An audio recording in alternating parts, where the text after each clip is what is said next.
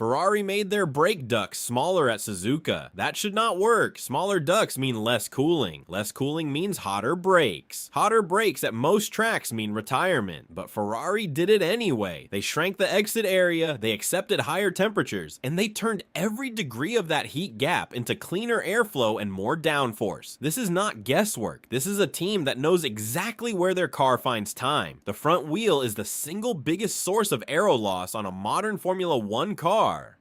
The hot air pouring out of the brake duct makes that loss worse. Ferrari cut that hot air. The wake behind the wheel got tighter. The floor got cleaner air. The car made more grip without adding a single new wing surface.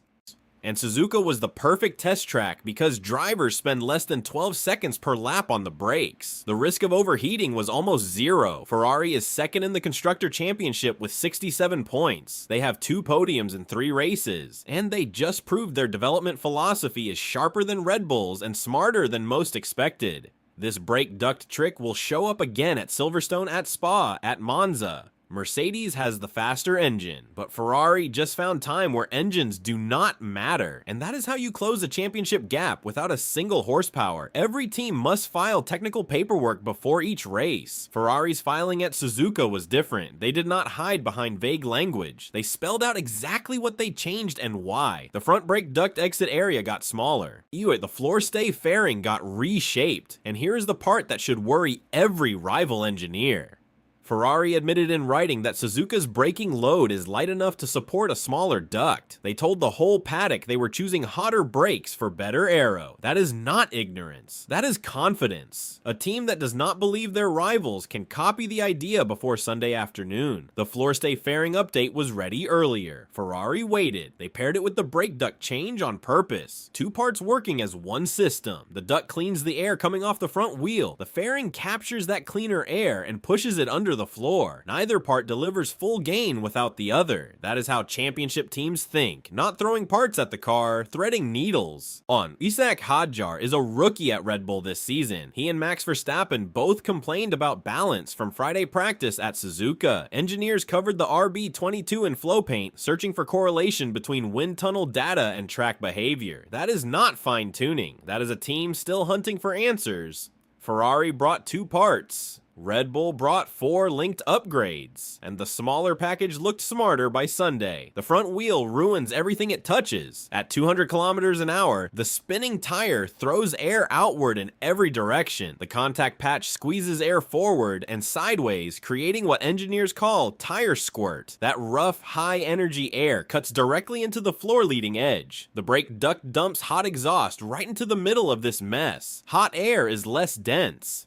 So less dense air means less total pressure reaching the diffuser and the rear wing. Every bit of chaos near that wheel costs downforce. Ferrari asked a simple question. What if we put less bad air into the wake to begin with? Shrink the duct exit. Less hot air leaves the brake housing. The wake behind the wheel becomes tighter and more stable. Higher quality air reaches the floor. The floor seals better against the track. The car makes more downforce without a single new wing surface. No complex flow conditioners, no blown axles, just less cooling traded for cleaner air. The 2026 car layout makes this even more critical. The floor leading edge is more exposed to front wheel wake than ever before. Mercedes and Red Bull have focused on managing that wake after it leaves the wheel. Ferrari decided to stop it at the source. As that difference in philosophy explains why the SF26 looks so composed through high-speed corners even when the engine power is still catching up. Suzuka rates 1 out of 5 on Formula 1's brake difficulty scale. That is the lowest possible rating, tied only with Silverstone. Brakes kick in on just 9 of the track's 18 turns. 3 of those braking zones are shorter than 50 meters. Drivers spend less than 12 seconds per lap on the brake pedal. That is roughly 13% of the total race distance. Average slowing force is just 3.3 G. For contrast, Singapore demands more than 100 metric tons of total brake pedal force over a race distance. Double Suzuka's figure. Carbon brake discs work between 400 and 1000 degrees Celsius. Below that range, the pad material glazes over. On, the driver pushes the pedal and the car does not slow down. Above that range, the disc starts to break down. At Suzuka, the real risk is not overheating. It is not reaching temperature at all. The MG UK handles a huge share of deceleration through energy recovery. Drivers barely touch the brakes through the famous S-curves. Ferrari found the exact gap between too cold and too hot and turned that gap into aero gain. This trick fails at Bahrain, fails at Monaco, fails at Singapore and Baku, but at Silverstone, at Spa, at Monza, the same logic applies. Ferrari now has a blueprint. Identify the tracks where braking load drops below a threshold, shrink the duct, take the downforce, move on. Rivals running safe, oversized ducts at those circuits will leave time on the table without even knowing it. Red Bull brought 4 updates to Suzuka.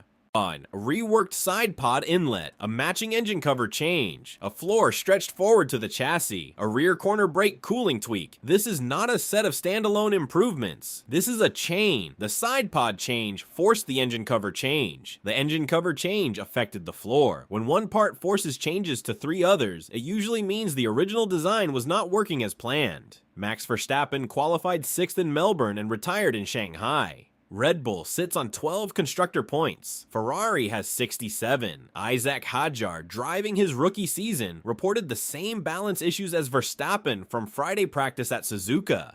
Flow visualization paint covered the RB22. Engineers searched for correlation between wind tunnel forecasts and real track behavior. That is not a team making track-by-track tweaks. That is a team searching for a baseline. Ferrari brought 2 parts that worked as a system. Red Bull brought 4 parts that worked as a rescue mission. Development efficiency matters more than ever under the budget cap. Teams that need 4 linked upgrades to fix one problem will run out of money before they run out of issues. Ferrari is spending smarter, and the constructor standings already show the difference. Brake ducts were not always treated like state secrets. In the early 2000s, they were simple cooling tubes. Then teams got creative. Ferrari themselves pushed the limits in 2007 at Silverstone with a fixed wheel cover, a non-spinning carbon disc placed over the wheel with a precise cutout to work with front wing vortices. The governing body allowed it as a brake duct part despite protests.